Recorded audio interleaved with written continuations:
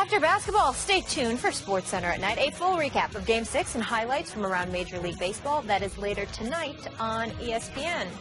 And speaking of baseball, Max Scherzer did something last night that has only been done 4 other times in history. He struck out 20 batters in a 9-inning game in the Nationals' 3-2 win over the Tigers. Scherzer joins Roger Clemens, who did it twice, Kerry Wood, Randy Johnson as the only players to accomplish the feat. Now, to put in perspective how rare this is, there have only been 23 perfect games, Skip. So what's more impressive, a perfect game or a 20-strikeout game in 9 innings?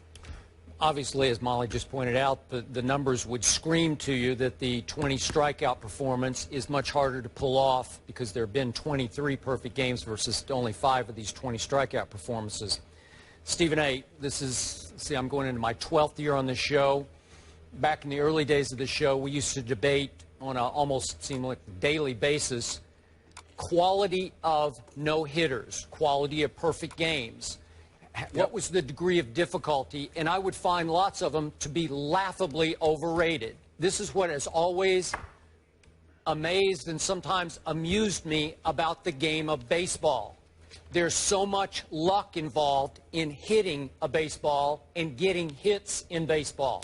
Because, as you well know, it's so difficult to make solid contact that it's very difficult close to impossible for a hitter to actually precisely aim where he hits a baseball. So what happens in some no-hitters, lots of guys make solid contact and hit line drives. They don't elevate the ball, but they hit line drives right at an infielder or maybe right at an outfielder. Or maybe one of those fielders ranges far to his left or far to his right and makes a great play to save the no-hitter off a ball that should have been hit in the gap for 2 or 3 bases. So this is where on 20 strikeouts you take most of the luck out of the game because you took the bat out of the guy's hand. I mean, he just couldn't touch you. And in this case, in Max Scherzer's case, 9 times last night he had a 3-pitch strikeout. Think about that. 9 times it was good morning, good afternoon, good night. Boom, boom, boom, you're out. I'm out, you know, like, okay, and you feel completely overmatched, so you're taking the luck out of the game on balls that are hit right at somebody and hit hard. But I just happened to be working in Chicago back in 1998, May the 6th, I believe it was, when Kerry Wood had his 20 strikeout game. And now we're into degree of difficulty of 20 strikeout games because this is where we muddy the water. Last night, Max Scherzer, and maybe people lost sight of this, he gave up 2 earned runs. He gave up 6 hits. He gave up 2 home runs, 1 in the 9th inning that got them in a little bit of trouble, made it 3-2.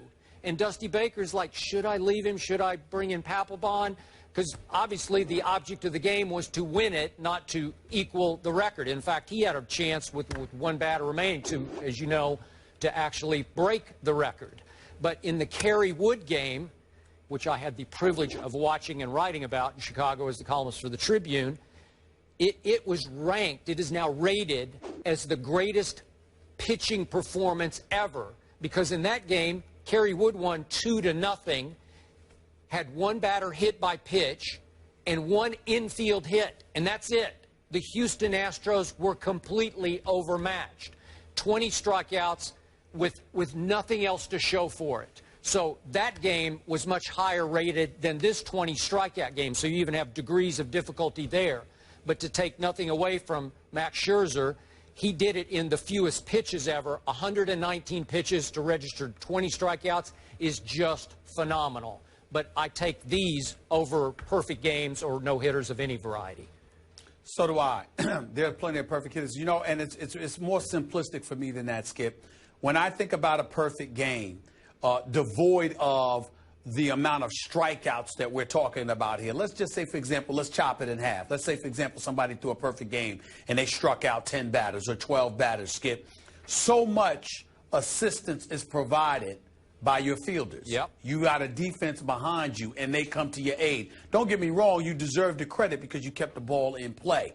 And obviously, they were put in a position where they could come to your rescue, whether it's fielding or catching something in the outfield or whatever the case may be. You could do that. With last night's performance by Scherzer, first of all, he was dealing. He looked big time. Had the fastball working, had the slider working, had the cutter working. I mean, this brother was sensational. It was something special to watch. And when you consider the fact that it was against his former team, rife with individuals who were once his teammate, talking smack to him beforehand about how they were going to light him up. Particularly when you consider the fact that he was fresh off of giving up about 4 home runs against Chicago just a few days earlier in his previous performance. All of those things factored into the equation. But the strikeout guys, like you would say, I love that and that way you phrased it. Good morning, good afternoon, good night. 3 and out. That was beautiful. That's a beautiful way to put it. To do that to 9 batters was something special. To give up a homer to Iglesias in the 3rd inning, to come back in the 8th and give up a home run to J.D. Martinez, but to somehow, some way, in between those times, before, in between, after, to still bring the heat for your last pitch to be 98.1 miles per hour. That just shows me that you got some serious heat coming your way, which we all know Scherzer has had. He's not a fluke.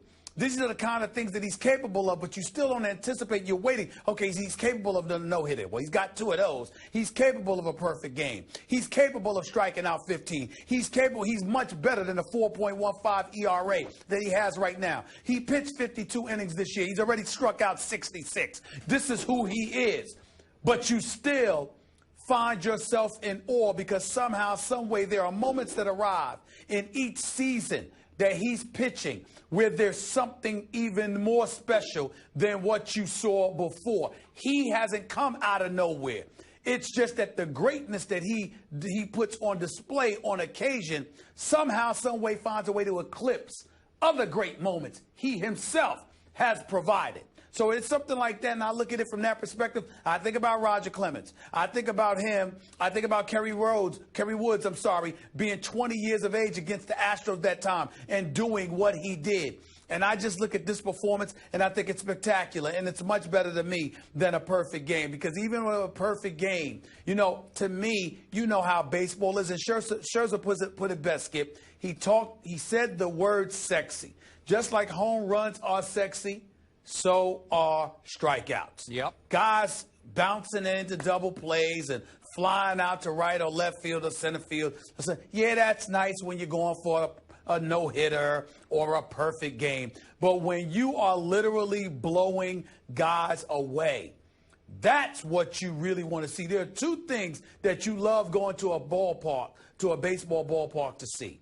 You want to see the home runs, and you want to see strikeouts courtesy of high heat. And remember, he just threw fastballs down the pike at them to end the game. I'm not playing any games with you. I'm coming at you. I'm taking you out.